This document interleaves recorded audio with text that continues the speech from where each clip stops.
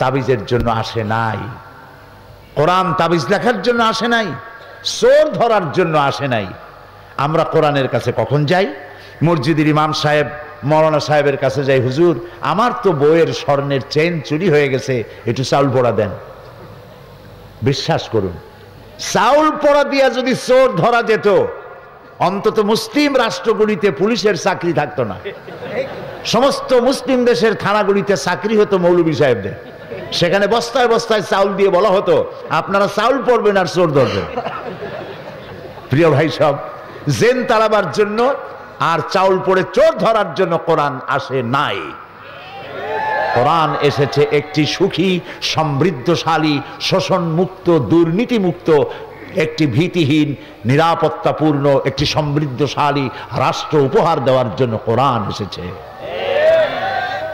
কোরআন শরীফ চোর ধরতে আসে নাই, চুরি বন্ধ করতে এসেছে। কোরআন ডাকাত ধরতে আসে নাই, ডাকাতি বন্ধ করতে এসেছে। কোরআন খুনিকে ধরতে আসে নাই, কোরআন অবৈধ রক্তপাতকে বন্ধ করে দেওয়ার জন্য এসেছে। কোরআন স্বৈরাচারকে ধরার জন্য আসে নাই, স্বৈরাচারের কালো হাতকে চিরকালের জন্য অবশ করে দেওয়ার জন্য কোরআন এসেছে। এটি হচ্ছে সেই কোরআন। দুর্ভাগ্য, সেই কোরআন বুঝি না। আমি যদি প্রশ্ন করি, ভাইরা, পৃথিবীর মধ্যে সব থেকে শ্রেষ্ঠ জাতি, সৌভাগ্যবান জাতি কারা? কি জবাব দেবেন? পাল্টা প্রশ্ন করি, পৃথিবীতে সব থেকে হতভাগ্য জাতি কারা? একই জবাব, সৌভাগ্যবান জাতি মুসলমান, হতভাগ্য জাতিও মুসলমান। সৌভাগ্যবান জাতি কেন? সৌভাগ্যবান জাতি এই কারণে, যেহেতু তাদের কাছে কোরআন আছে। পৃথিবীর কোন জাতির কাছে তাদের ধর্মীয় পুস্তক অবিকৃত উপায়, অকৃত্রিম উপায়, অরিজিনালিটি, পিউরিটি নিয়ে, অথেন্টিসিটির সাথে কোন জাতির কাছে নাই। চ্যালেঞ্জ রইল। আজ পৃথিবীর শত কোটি খ্রিস্টান পৃথিবীতে বাস করে। চ্যালেঞ্জ করা হয়েছে, বর্তমান খ্রিস্টানদের কাছে যে বাইবেল রয়েছে, এই বাইবেলের মধ্যে আল্লাহর ওয়ার্ড বলতে একটি ওয়ার্ডও নাই, সব তাদের বানানো। এই চ্যালেঞ্জের মোকাবেলা তারা করতে পারে না। ইউরোপে, আমেরিকায় বড় বড় ডিবেট হয়েছে, বিতর্ক হয়েছে। সেসব ডিবেটে বড় বড় পাদ্রীরা লজ্জায় কেঁদে ফেলেছে, জবাব দিতে পারে নাই। পৃথিবীতে একমাত্র মুসলমানদের কাছে আল্লাহর কিতাব আছে, তাই আমরা সৌভাগ্যবান। হতভাগ্য কেন? হতভাগ্য এই কারণে, আল্লাহর এই কিতাব যে জাতির কাছে আছে, সেই জাতি এই কিতাব দিয়ে কোনো ফায়দা নিতে পারল না। সে জাতি আজ পৃথিবীতে সব থেকে নির্যাতিত, নিপীড়িত, নিগৃহীত। আর যদি প্রশ্ন করা হয় পৃথিবীতে সব থেকে হোমলেস, স্টেটলেস কারা? মুসলমান। সব থেকে নির্যাতিত কারা? মুসলমান। সব থেকে বেশি মার খায় কারা? মুসলমান। তাহলে কি বুঝবো যে কোরআন আমাদের কাছে আছে বলেই আমরা মার খেয়ে বেড়াই?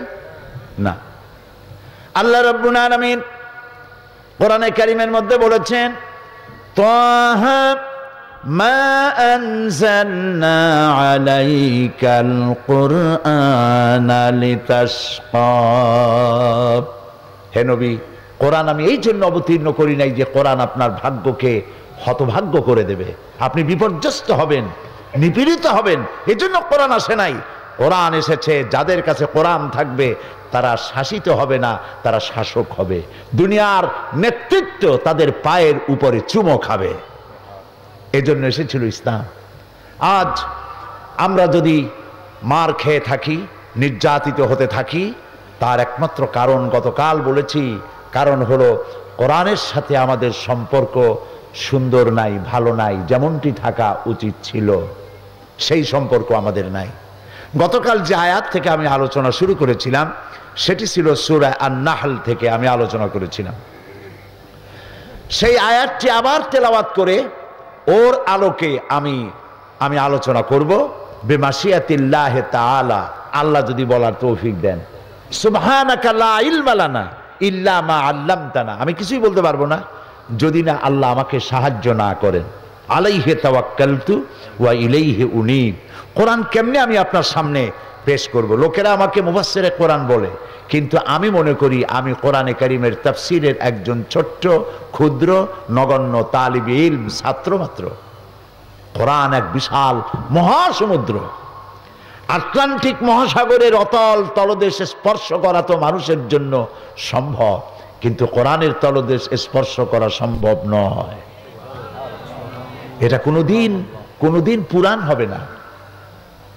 নবী করিম সাল্লাল্লাহু আলাইহি ওয়াসাল্লাম বলেছেন, লা তুহসা আজাইবুহু ওয়ালা তুবলা গারাইবুহু। এই কোরআনের আশ্চর্যকারিতা, বিস্ময়কারিতার কোনো শেষ নাই। কোরআন কোনোদিন পুরাতন হবে না, জীর্ণ হবে না। আমি আলোচনা করতে গিয়ে কথা বলি যে আমার দেশে বহু লোক আছে যারা গান পছন্দ করেন না আপনারা?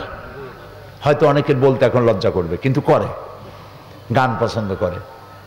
আরে গান বহু ধরনের আছে, লালন গীতি, হাসন রাজার গান, আধুনিক গান, পল্লী গীতি, মারফতি, মুর্শিদি, নানান রকমের গান আছে। যে কোনো গান মানুষ পছন্দ করতেই পারে। এই আপনার সব থেকে পছন্দ করা গানটি যদি 100 বার শোনেন, 50 বার শোনেন, 200 বার শোনেন, এরপরে আপনার মন বলবে যে না, আর ইচ্ছে করে না শুনতে। এটা ঠিক কিনা বলুন? কোরআন সম্পর্কে এই ধরনের ধারণা কি কখনো হয়? একটি মানুষ, যে ব্যক্তি নামাজ পড়ে সঠিকভাবে, 5 ওয়াক্ত নামাজ যে পড়ে, ফরজ, ওয়াজিব, সুন্নত, নফল 5 ওয়াক্ত নামাজ যে পড়ে, তাকে দৈনিক কম করে হলেও 40 বার সূরা ফাতিহা পড়া লাগে। কিন্তু কখনো মন বলে না যে না, এই সূরা ফাতিহার জ্বালায় আর পারি না, এবার নতুন একটা কিছু করো। এরকম কি মন বলে? রাসূলুল্লাহ এই কথাই বলেছেন, ওয়ালা তুবলা গারাইবুহু। কোরআন কোনোদিন পুরাতন হবে না, জীর্ণ হবে না, শুনতে ইচ্ছে করবে না, এই অবস্থা কখনোই হবে না। সুবহানাল্লাহ। কোরআন, মক্কা শরীফে যান, যাদের টাকা আছে হস্ত করবেনই। তারপরে আমার নসিহত হচ্ছে, হলিডে করার জন্য সিঙ্গাপুর, ব্যাংকক, হংকং এইসব জায়গায় দৌড়দৌড়ি না করে, পয়সা যদি থাকে রমজান মুবারকে উমরা করে আসুন। আল্লাহর নবী বলেছেন, রমজান মুবারকে যে ব্যক্তি উমরা করলো, সেজন্য আমার সাথেই হজ আদায় করলো। যখন তেলাওয়াত হয় মসজিদে হারামে, আল্লাহর ঘর সামনে, রমজান মাস, লক্ষ লক্ষ মানুষ নামাজে দাঁড়ায় গেছে। যখন ইমাম তেলাওয়াত করেন, আর শেখ আব্দুর রহমান আস-সুদাইস, সৌদ আশ-শুরাইব, আব্দুর রহমান আল হুজাইফি যখন তেলাওয়াত করেন, মনে হয় যেন আকাশ থেকে কোরআন নাজিল হচ্ছে। নামাজে কান্দাকাটি আমি জীবনে এর বাইরে কোথাও দেখি নেই। নামাজে কান্দাকাটি, ইমাম কান্দেন, জাহান্নামের আয়াত, জান্নাতের আয়াতগুলি যখন পড়ে, ইমাম নিজে কান্দে, আর গোটা হারাম জুড়ে কান্না রোল পড়ে যায়। গত 26শে রমজান মক্কা শরীফে আমি ছিলাম। রমজান মুবারকে যাওয়ার একটা তৌফিক আল্লাহ করে দেন প্রতি রমজানে। পত্রিকাগুলি লিখেছে পরের দিন 30 লক্ষ লোক উপস্থিত ছিল লাইলাতুল কদরে।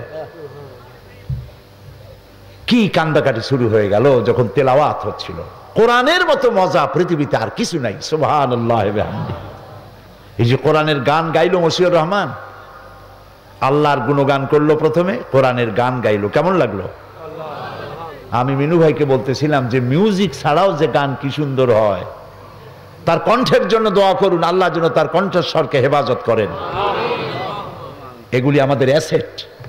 ইচ্ছে করলে সে যদি গানের লাইনে চলে যেত, গান বাজনার মধ্যে অনেক চড়া দামে বিক্রি হইতে পারত, কিন্তু সে তার এই প্রতিভাকে আল্লাহর কোরআনের জন্য, ইসলামের জন্য ওয়াকফ করে দিয়েছে। আলহামদুলিল্লাহ। প্রিয় ভাই সব, এ হচ্ছে সেই কোরআন। এই কোরআনের সূরা আন-নাহল থেকে আমি তেলাওয়াত করছিলাম গতকাল, আজকে সেখান থেকে শুরু করি। আল্লাহ তাআলা বলছেন, وعلى الله قصد السبيل ومنها جائر ولو شاء لهداكم أجمعين وعلى الله قصد السبيل। আর আল্লাহর জন্য দায়িত্ব হলো সোজা রাস্তা বলে দেওয়ার। সোজা রাস্তা বলে দেওয়ার দায়িত্ব কার? যেখানে রয়েছে অসংখ্য বাঁকা পথ, এই পৃথিবীতে অসংখ্য বাঁকা পথ আছে, সেই অসংখ্য বাঁকা পথের মধ্য দিয়ে সোজা রাস্তা বলে দেওয়ার দায়িত্ব হচ্ছে আল্লাহ তাআলা।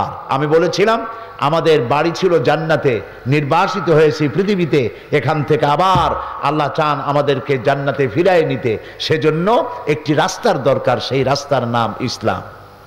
রাস্তাটির নাম কি? এবং এই পথ প্রদর্শন করার জন্য আল্লাহ রাব্বুল আলামিন অসংখ্য পয়গম্বর পাঠিয়ে দিয়েছেন এই পৃথিবীতে। সেই পয়গম্বরেরা হলেন আমাদের জন্য পথ প্রদর্শক, গাইড। এই জন্য আদম আলাইহিস সালাম থেকে শুরু করে মুহাম্মদ সাল্লাল্লাহু আলাইহি ওয়াসাল্লাম, তারা হলেন পৃথিবীর সর্বশ্রেষ্ঠ সন্তান যারা জিন্দেগিতে কোনো গুনাহ করেন নাই। নবীদের কোনো গুনাহ নাই, তারা মাসুম, তারা বেগুনাহ। এই নবীদেরকে আল্লাহ পাক পৃথিবীতে পাঠান। নবী চেনার উপায় কি?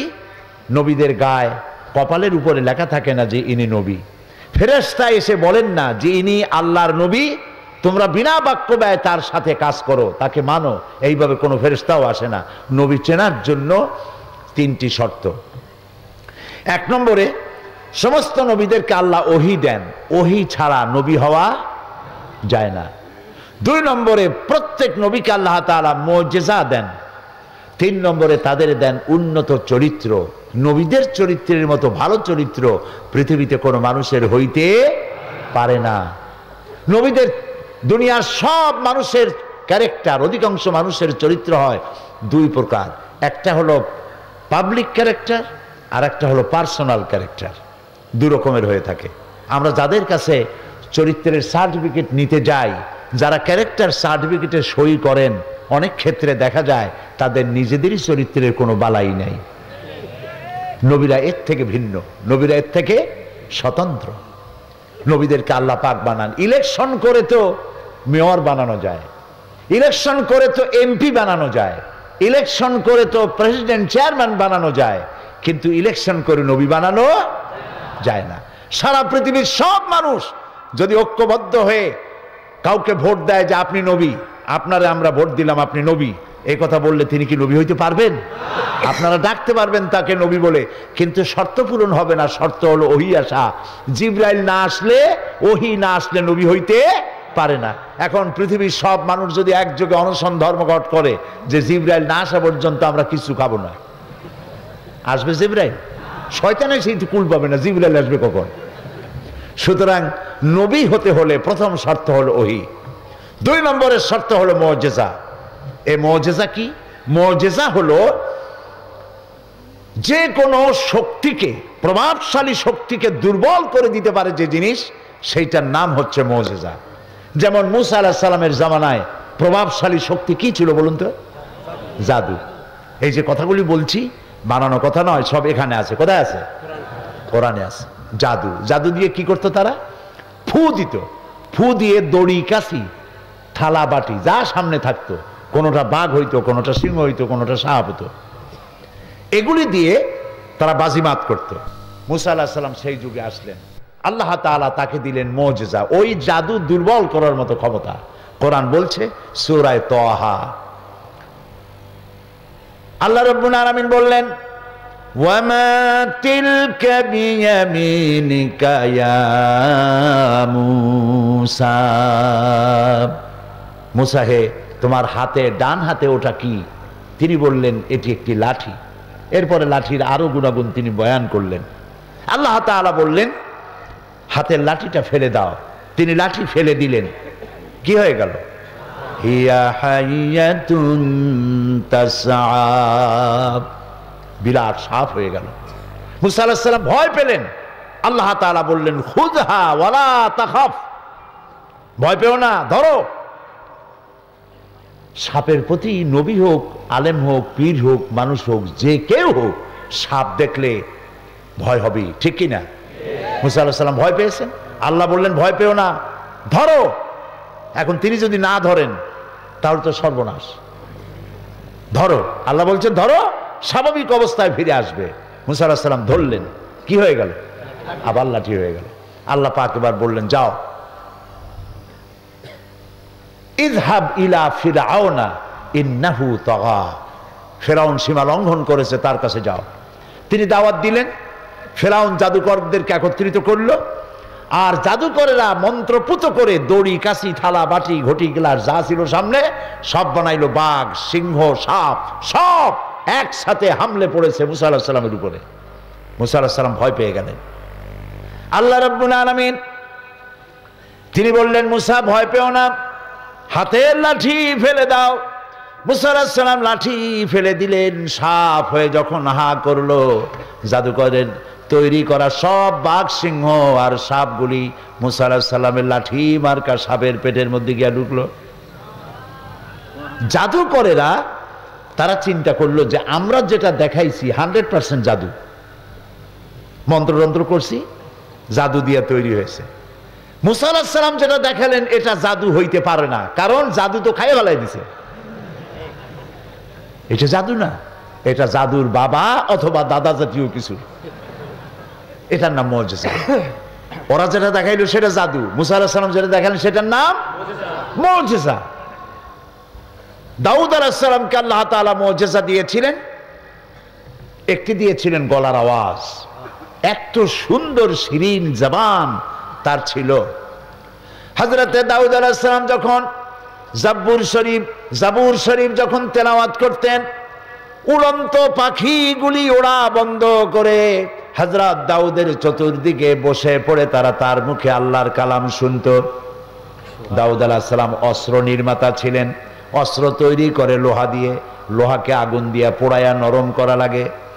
দাউদ আলাইহিস সালামের লোহা পোড়ায়া নরম করার প্রয়োজন হতো না, তাকে আল্লাহ মুজিজা দিয়েছিলেন, লোহা মুঠো করে ধরে চাপ দিতেন, পানির মতো গলে আঙ্গুলের ফাঁক দিয়া পড়ে যেত, আর নিজের ইচ্ছে মতো অস্ত্রের তিনি সাইজ দিতেন, ডিজাইন করতেন।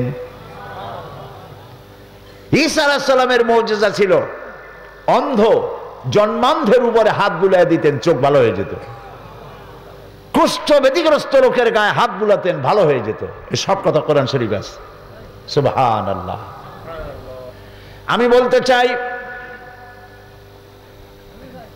পয়গম্বরেরা দুনিয়া থেকে বিদায় হয়ে গেলেন, মুজিজার কার্যকারিতা শেষ হয়ে গেল। মুসা আলাইহিস সালাম ইন্তেকাল করলেন, লাঠি তিনি কবরে নিয়ে যান নাই, কিন্তু উম্মতেরা ওই লাঠিকে 1 সেকেন্ডের জন্য আর সাপ বানাইতে পারে নাই। দাউদ আলাইহিস সালাম মারা গেলেন, তার উম্মতেরা লোহা ধরে চাপাচাপি করে পানি বানাইতে আর পারে নাই। সুলাইমান আলাইহিস সালামের মুজিজা ছিল, সিংহাসনে বসতেন, সারা বিশ্বের বাদশা আল্লাহ তারে বানাইছিলেন, সিংহাসনে বসতেন।